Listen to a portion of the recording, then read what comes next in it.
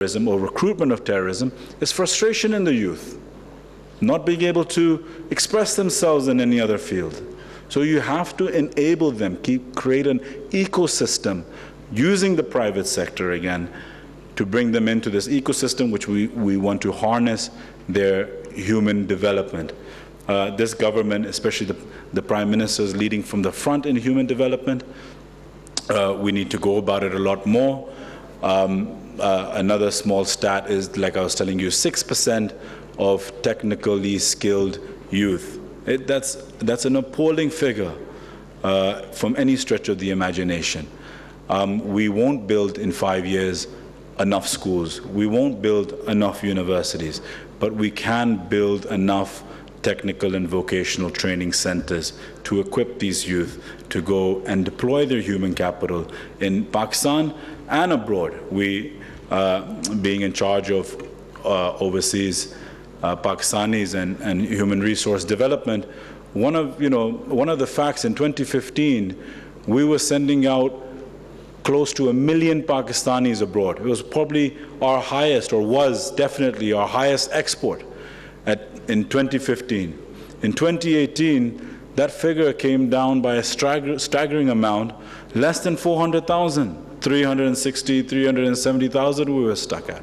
There was obviously issues with GCC countries, which they weren't taking more human resource from other countries. But where did that left us? Where do we stand today? We're standing all of a sudden redundant. We're stagnant. We were so used to sending unskilled or barely semi-skilled labor abroad that the minute that tightened up, we were squeezed to where do we send them next? Which countries do we look at? How many people do we have to fit the criteria?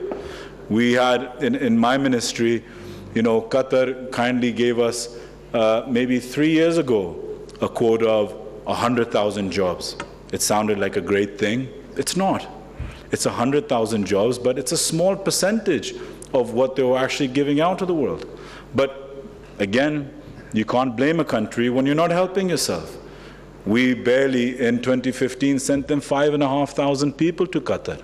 In 2016, we barely sent 6,800 people to Qatar. So, meaning that they knew that if we give them 100,000, perhaps Pakistan can't even fulfill that demand over 10 years, which again is a very disappointing figure. I will say, under the guidance of the Prime Minister this year, my ministry in particular is looking to fulfill that demand completely. We've gone to around 43 to 45,000 already, and inshallah in the next 6 months we'll complete the remaining 50,000. But this can only happen because we stopped working in silos. We got NAFTAC involved, we got international donors involved, we got overseas Pakistanis who are heavily linked in other countries involved to build this demand, to create some synergy with Germany, with Romania, with Korea. So these are all small things which we need to work in a holistic way. Employment, like I said, doesn't just come in one format. It comes in various things, and it's linked to everything. Everything, at the end of the day, the burden goes down to unemployment. I do want to say that for this government, it's something which we're aggressively moving upon. We are, again, working very closely with all of our vocational training centers within the country.